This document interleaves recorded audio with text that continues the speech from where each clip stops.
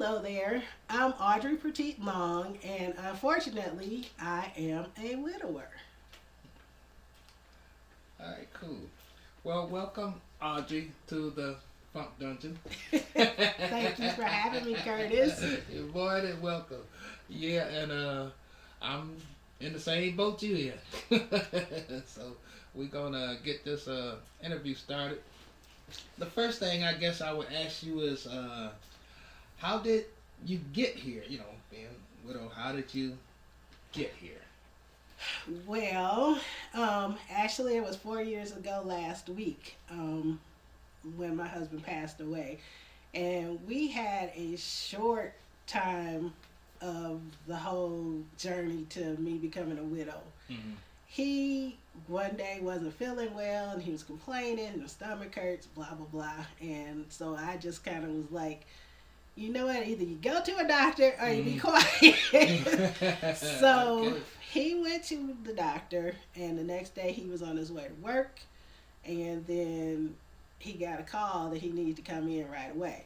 And you don't get that unless something is wrong. So he called me. He went to the doctor's office. I didn't work too far from there. They wanted to do emergency surgery because they said something was the matter with his gallbladder. Okay.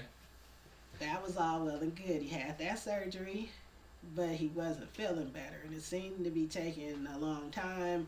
And then they did a second surgery because he had fluid. They thought that was going to work.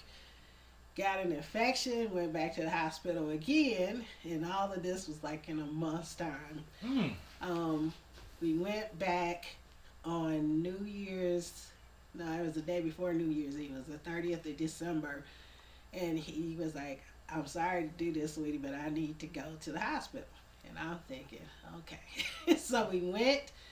They said he had fluid again, did a surgery, and it was taking too long. And I'm like, they told me it was going to be like an hour, maybe two. After the third hour, I finally got up. I said, somebody needs to come tell me something. And then the doctor sent out a message that, it's just taking longer. He'd be out. Well, when the doctor came out, he told me a plethora of stuff. Just like my head was spinning. I'm like, what? So when I finally get to see my husband, he's intubated, he's unconscious, and he stayed that way for 3 weeks. And they said he was never going to come off the intubator. He was never going to wake up. And the whole time, I'm like, nope, that's not going to happen. Right. So, I feel you on that. I was very protective. If a doctor, nurse was in there talking about he was dying, which they had told me he was, I'm like, get out. Right. But God gave me 2 weeks. Mm-hmm. He got him off the intubator. We talked. Okay, good. Talked about trips we've been on. We talked about our favorite things. We talked about the stuff I need to do. He gave me all his information from work, explained the password, book, everything. So, I feel blessed that I got that because a lot of people don't. No, yeah, because see, little things like that mean, because you got to say goodbye. Right. Some people don't, because I'm sure you've talked to people, and I talk to people. I mean, and we all have our different journeys getting here to, because I'm a widow too. We all have our different journeys, but it's like you go through them steps. Like you say, yours happened pretty fast. My situation was a little different. Maybe I'll let you interview me, and I'll talk about me. But okay, Audrey, now, well, I would ask you, being a fellow person who's a widow, how are you doing? I'm doing very well, actually, considering, it's been 4 years, and sometimes it seems like it was just yesterday, sometimes it seems like it was forever. But I'm a strong person, so, I had to learn a few things, like, number one, you have to grieve how you need to grieve. Right. So many people will tell you, you should be doing this, or you should be, no, you do what you need to do. What I did. So, like, you just put the hand up and you say, no. So you have to learn how, you could be anywhere. I was at Hobby Lobby one day, and my husband and I always used to do Christmas. We were big Christmas people. if anybody wants Christmas stuff, I'm probably gonna be selling some soon. So the first Christmas after he had passed away, I was in Hobby Lobby. I saw the Christmas department. I fell apart right there. I feel it comes and it goes, and you need to understand that that's okay, because it does. And sometimes people are like, "Yeah, you can't be no, whatever." It happened to me. Yeah, you don't know.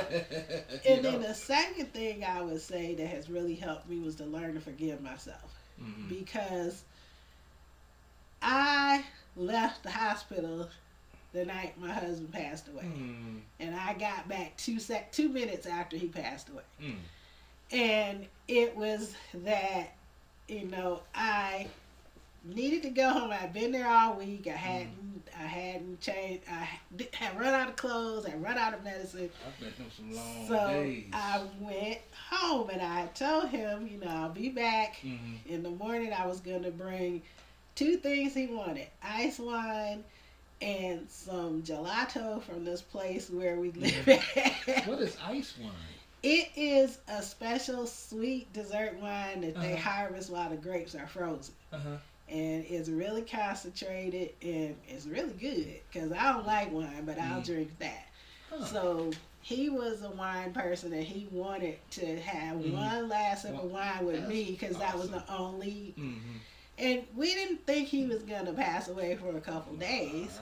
So we had just had all the family in. We had like a big party, his last big party. And he was tired, so he was sleeping. And I'm like, okay, I'll go home. But then my mother-in-law called me. She said, you need to get back here. So it was about 40 minutes from my house. So I got there, and I remember I walked in the facility, and the nurses were like, he's gone, sweetie. I'm like, I already knew in my heart he was, but it had just happened. And I held that for a long time, because I was like, why did I go home? Why did I, at that point in time, it wasn't, we thought he had a couple more days. We thought I was tired. I had been there all week, hadn't gone home. I totally understand. And so if you hold on to that for too long, that can really affect you negatively. It turn into something else. Yes. So you have to learn to forgive yourself for things like that. You did the best you could in that moment, and you have to understand that. And those 2 things have really helped me along the way. That's because awesome. you just can't keep going with that guilt or I coulda, shoulda, woulda. Preaching to the choir. Trust me, man. I went through all them questions. Those are good questions. Good answers, I should say. This is something I would think about, because it's been about 11 years. It'll be 11 years for me in May. What's something you may not have expected to deal with, or maybe something you're dealing with that was surprising, if I can say that?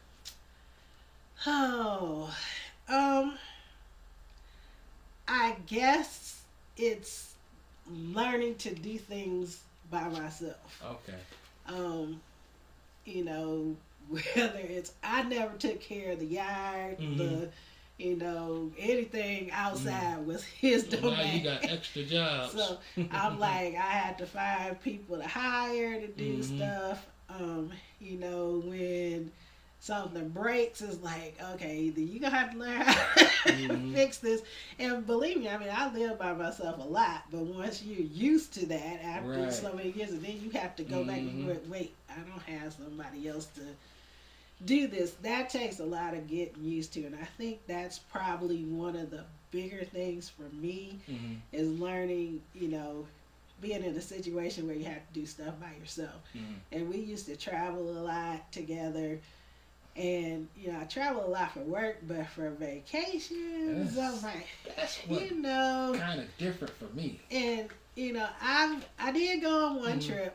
I went on a trip to celebrate our 15th anniversary. Okay. Because I know that's what he would have wanted. And so I went on a solo trip to Savannah, Georgia.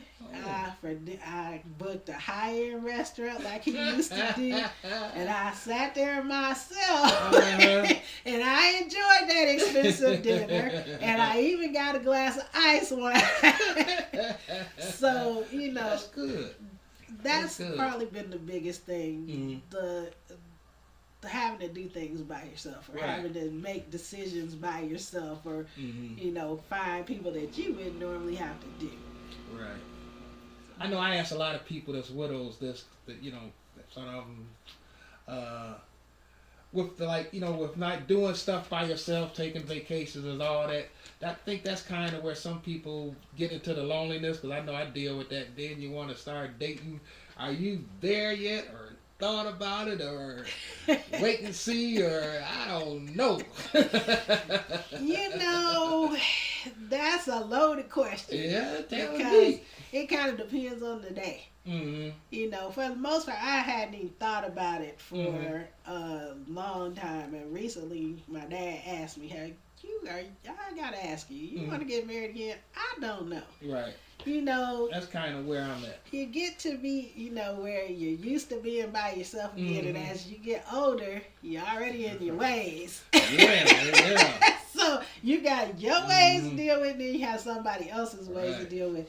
But I mean, I guess honestly, if the right opportunity came along, the right person, I would consider it. Right. But I mean, I think along the loneliness lines, it's, you know, sometimes it's just nice if you have somebody to hang out with, or, you know, you just there, you know, you don't have to be boyfriend, girlfriend, man, you know, just two friends hanging out. That, you know, a lot of people, but so many people, you know, they see you with somebody and automatically, so-and-so, so-and-so. Yeah. I play in the band, so most of the girls I know are singers, you know, and stuff. So you can imagine what I done got accused of. And I have rehearsals up here. Oh man, that's another video. Okay, I think we'll kind of close with this last question, and then I'll ask you if there's anything you want to share later. But I know I asked myself this. I think about it. Man, what would it have been like if I could have grew old with this person? I'm talking about old, like in our 70s or 80s, you know, like you see some of your relatives. Like I look at Brother Ford there, but I'm just like, man, that must be nice, because how long they been together?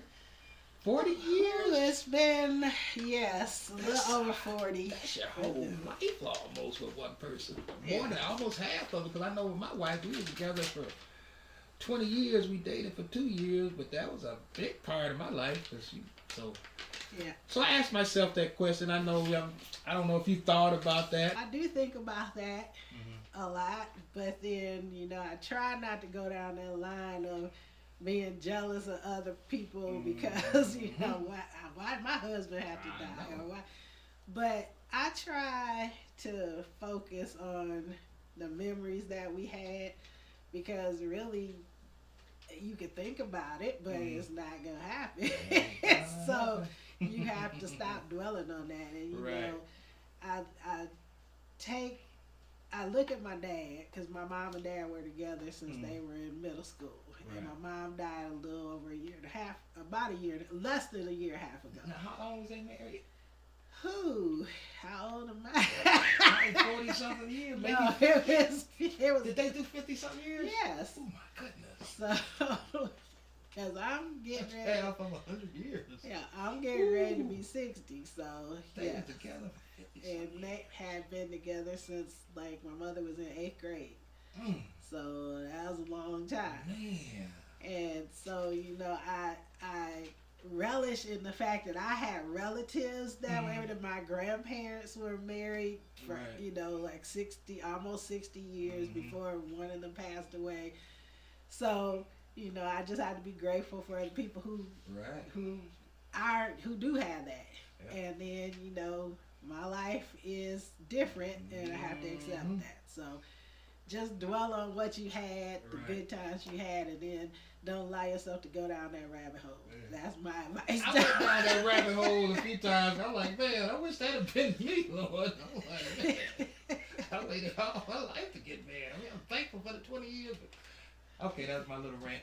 I understand, because I mean, I got married later, so you know, and my husband was actually younger than me, so I didn't expect to be in this position. So, but you never know where you end up and what God has for you, and you know, if you know, things could have been worse down the road. You don't know. So maybe there was a reason why he got taken away at this point. Right. So you know. Yeah, and I see you say that, and I think about you can't. One thing I trouble you try to figure out, why did this happen? Well, there's no answer. You know, there's just no answer. There isn't, and I often joke that I'm semi-serious that you know, when I get to heaven the first time, okay, God, I only got one question. I don't care about any other question. I want to know why he had to go when he had to go. That's the only question. The good thing about that, he'll have an answer for you. We can close it out like that. Well, I want to thank Audrey Perteete, Long, for being on this first interview, and we're going to see where this takes us. Yes, we will. All right. Thanks, Curtis.